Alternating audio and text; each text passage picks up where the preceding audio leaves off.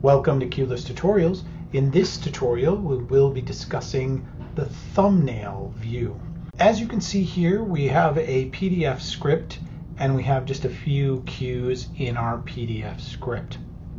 We have a couple unique issues with this script and we're going to discuss how we might be able to fix some of them. The first thing you'll notice is that the page numbers, when we create a new project, are going to be sequential, but sometimes those page numbers don't match the page numbers that are on the printed PDF script. So you can see here, this is the first page of the actual script. It's page 9.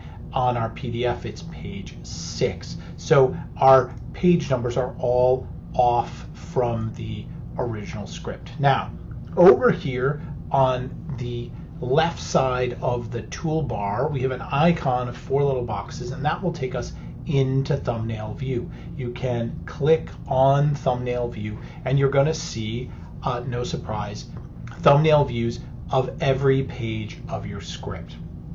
From here, we can manipulate the script in a number of really effective ways, and it's going to give us the opportunity to make some really significant changes to the way that our pages lay out.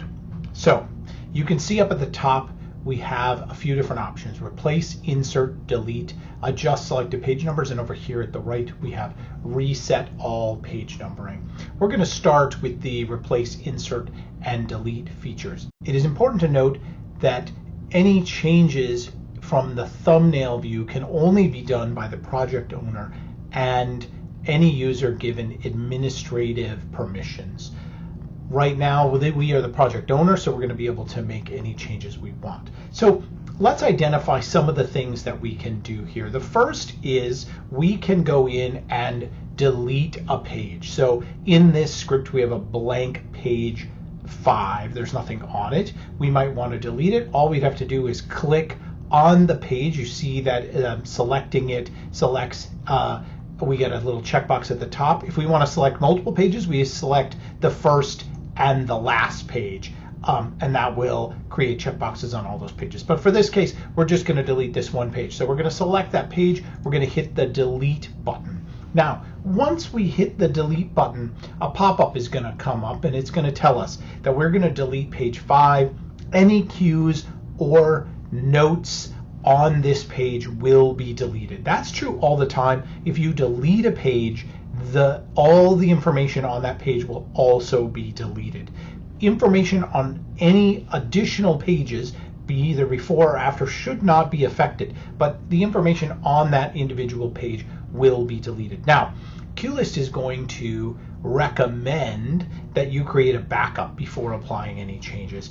And if you hit save and continue, it's going to save a backup of your current script as is in the history feature, and we'll go over that in a future tutorial. We highly recommend you use that because any changes to the script cannot be undone any other way than by saving the history version snapshot of the script. It's also important to note that when this pop-up comes up, meaning you're about to make changes to your script, any other users who are currently working on the project will be locked out of making changes until you close this warning. And that is just to prevent users from making a change at the same time that you are adjusting the PDF, which would cause errors in the text. So we're going to hit save and continue, and we're going to watch as this page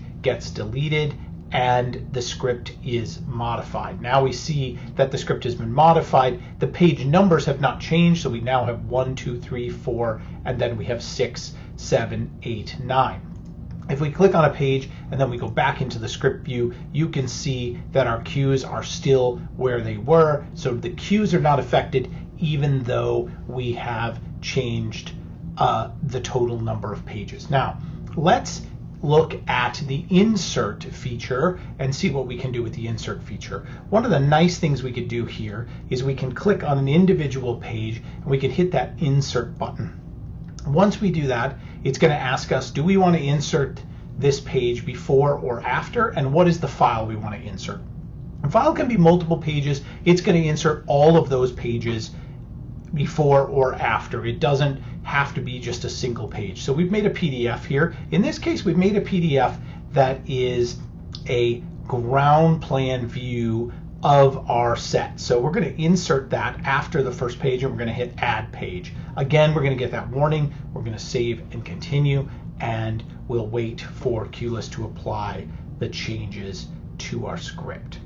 So now we have the new script, and you can see here that we have added a page. And once again, Cuelist has chosen to number that as 6A because it was following page 6. So Cuelist has made a choice to number that in a subsequent way that doesn't affect the page numbers of the following pre-existing pages. I'm not going to go over all of this, but we could insert multiple pages in here. We can also replace a page. So if we wanted to select this page and replace it with a new page of text, you can do that. You also can replace a single page with multiple pages. So if you get a page 7 and a 7A, you could select 7 and replace it with 2 pages, and it will replace seamlessly those 2 pages, replacing the first one as, according to this, page 4, and the second one as page 4A. So if we go in now and we look at this script we've created here, we've got our 6A and we have our 6. And if we wanted to look at, for instance, having this be a way to annotate blocking, we could draw on this script here, and we could make this, we could write down blocking patterns. We could put stamps down if we like, whatever we want to do on that script. And that's really up to us, and we can do, you can do anything you want with these pages. You can insert them any way you want. Now, again, if we go back into our thumbnail view and we delete this page, it is going to delete all of the associated annotations with that page. Now, that's the main way we can alter the script on the thumbnail view. But one other thing that we can do is to change the page numbering. And we can do that in a number of different ways. The first is we can simply click on the number below the page and adjust it any way we want. We can label this as 5, and we can label this as 6, and then so on and so forth. But that can become very time consuming if we have a number of pages that we need to renumber. So in this case, we might want to do that for just a few pages here. We could renumber this as 7, renumber this as 9, and renumber this as 9A. Now, if we want to renumber the rest in a sequential way, we could select the first number, go down to the bottom of the script, choose that number, select that. Now we've selected all those pages, and now we could go in and adjust the selected page numbers. We could say the starting number is going to be 10, hit the adjust pages, and we will now sequentially have numbered these correctly. So we'll have 10, 11, 12, 13, 14, and so on. Again, that's going to update for every user. If we go back into our project, we can now see that these pages reflect, the page number reflects the page inside our PDF. And if we go to single page, we can jump through. When you do this, you will then see that the total number of pages matches the last page number rather than the total number of pages in the PDF. So if we have for instance, a page 0, and then we have 1 through 65, it's only going to reflect that there are 65 pages. We can see here that this last page is 68. So somewhere we got off again. We could figure that out. Oh, 62, and then these last pages are 65. So if we wanted to go back in and fix this, we could just go down to the bottom and make changes and find where this gets off here. 62, make this change 65, 66, and 68. Okay, so there's our script. Now it all matches up. If we find that we want to go back and revert, you can click the reset all page numbering and reset back to 1, and it will change your page numbering to sequential pages. That includes any of pages that received an A or a B, so your page numbers will go back to a sequential numbering system. Okay, that's it for the tutorial on thumbnail views. Thanks for watching.